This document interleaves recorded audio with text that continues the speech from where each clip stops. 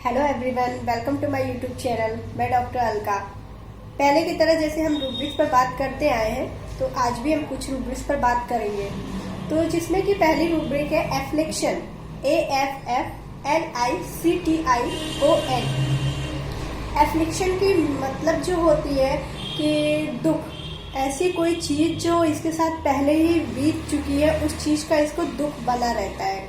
तो अगर इस पे हम आगे बढ़ते हैं तो जैसे कि feels as if he had suffered from an overwhelming, कोई ऐसी चीज हो रखी है पहले ही इसके साथ जिस वजह से वो बहुत ज्यादा ही सफर कर रहा हो, या ऐसी चीज जिसका दुख अभी इसके मन से निकला ना हो।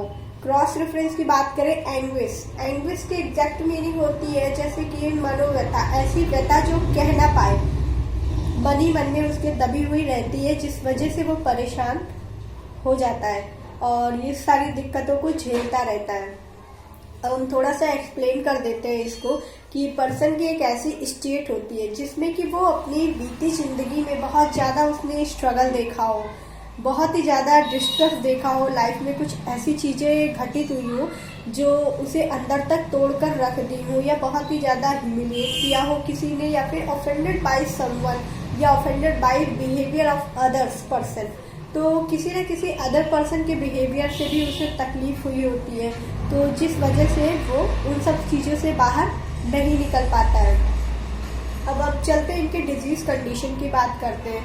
तो डिजीज कंडीशन कोई जाहिर सी बात है, अगर ये मेंटली सफर कर रहा है तो इनकी डिजीज कंडीशन कोई पैथोलॉजी ग्रेड पर तो नहीं होगी। डिजीज कंडीशन जो भी होगी मेंटल लेवल पे होगी। तो इसमें सबसे ज्यादा कॉमनली में देखने को मिलता है depression, anxiety disorder, hypochondriasis, psychosomatic disorder, hysteria, malignant somatoform disorder, psychogenic sexual disorder. ये सारी चीजें हमें देखने को मिलेंगी। बहुत सारी जो अभी डिसऑर्डर्स की बात की है या डिजीज की, तो ये सारी चीजें कॉमनली मेंटल पेशेंट में हमें देखने को मिलती ही मिलती है। चलिए हमारे नेक्स्ट रूब्रिक की बात करते हैं, अफ्रॉन्टेड, AFFRONTED। अफ्रॉन्टेड, अफ्रॉन्टेड की अगर हम बात करते हैं तो इसका मीनिंग जो होता है अपमानित, सीधा से शाब्दिक सा अर्थ है अपमानित, कहीं से इसे अपमान मिला है, या ऐसी कोई चीज इसके साथ हो रखी है पहले लाइफ में, या जो भी है अभी हाल फिलहाल की भी कोई चीजें हैं, तो जिस वजह से ये अपमानित हुआ महसूस करता है। चलिए मीनिंग पे बात कर लेते हैं। बीइंग इंसल्टेड, कहीं से इसे इंसल्ट मिली, specially to the face by behaviour और language, being faced in defiance. तो कहने का मतलब है किसी के बिहेवियर से, किसी की लैंग्वेज से इसे अपमान महसूस हुआ कि अगले इंसान ने इसको जो है अपमानित किया है।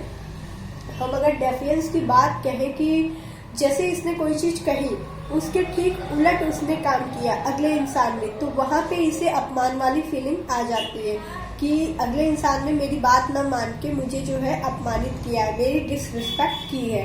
तो इस फीलिंग के साथ वो सफर कर रहा होता है। हम अगर क्रॉस रेफरेंस की बात करें इसमें, तो elements insult offences from, elements mortification, humiliation, anger, irascibility, bad parts, irascibility takes everything into bad. Irascibility का अगर हम शाब्दिक मीनिंग पे जाते हैं, शाब्दिक अर्थ पे जाते हैं, इरेसिबिलिटी मतलब होता है चिड़चिड़ा। जो भी चीजें इसके साथ हुई है उस वजह से ये बहुत ज्यादा ही चिड़चिड़ा हो जाता है। तो इस चिड़चिड़ेपन की वजह से इसके बनते काम जो होते हैं ना, वो बिगड़ जाते हैं।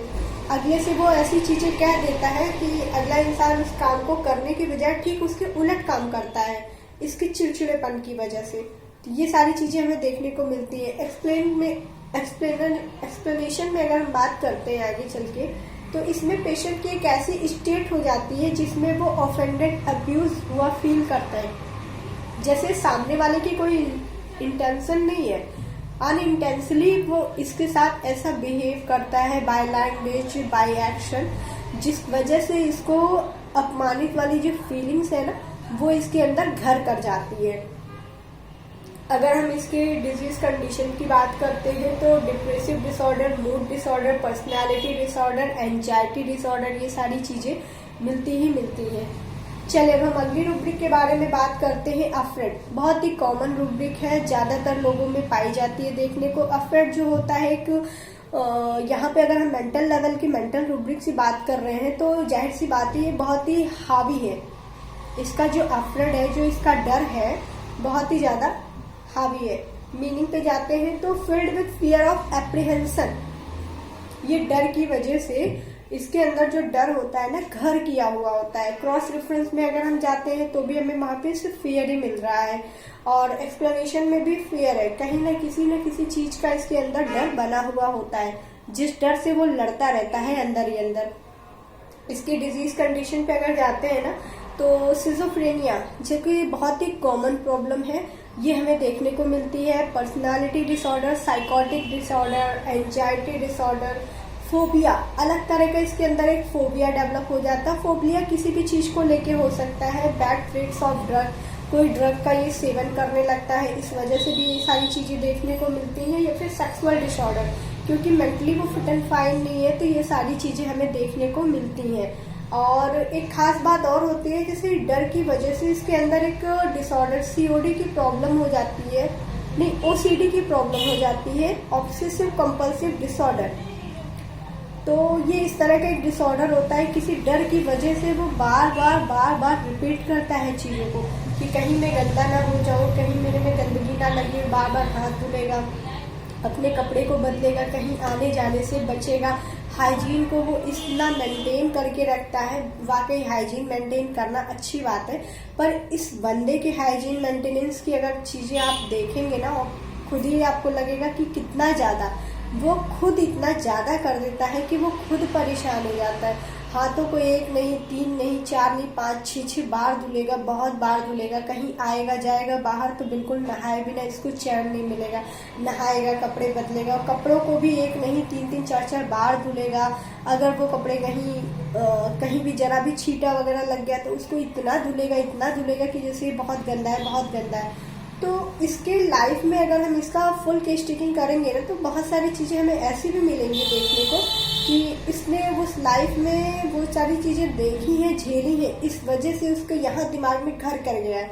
तो इस वजह से वो आज के समय में भी उस चीज़ों को करते रहना चाहता है कि मैं गंदा ना हो जाऊं, मुझे सफाई का ध्यान रखना है, कहीं ये चीज़ ना गंदी मुझे कर दे, कहीं वो चीज़ गंदी ना कर दे। अपनी चीज़ों को लेके बहुत साफ सफाई रखेगा, अपने शरीर की, अपने कपड़ों की, अपनी चीज़ों की, अपने कमरे की, मतलब हर एक चीज़।